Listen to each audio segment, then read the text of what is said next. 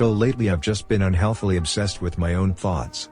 Last year my main goal was to just become happier, which sadly just wasn't the case before. However, I'd say I had achieved my goal by the end of the year by mainly way of self-improvement, the red pill if you will. I started exercising, eating better, going to therapy, and really finding out who I was. Now mostly I was quite successful since both my physical and mental health got better. However, the last few weeks into the new year I can't help but feel like all the work I put in was for nothing.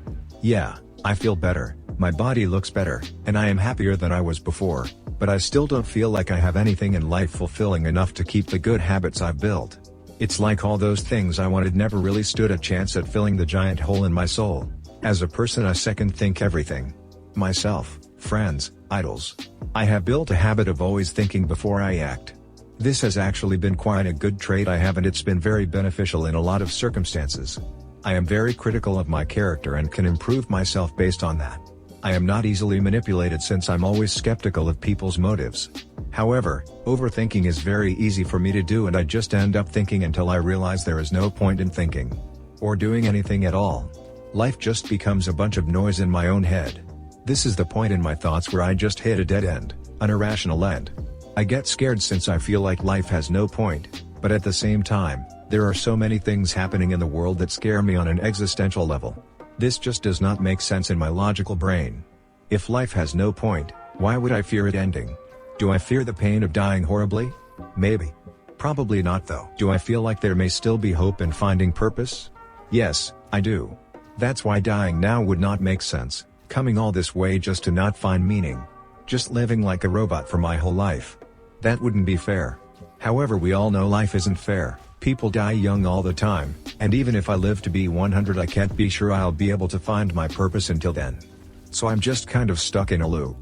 Thinking just to pass the time, wasting years, and becoming more cynical in the process.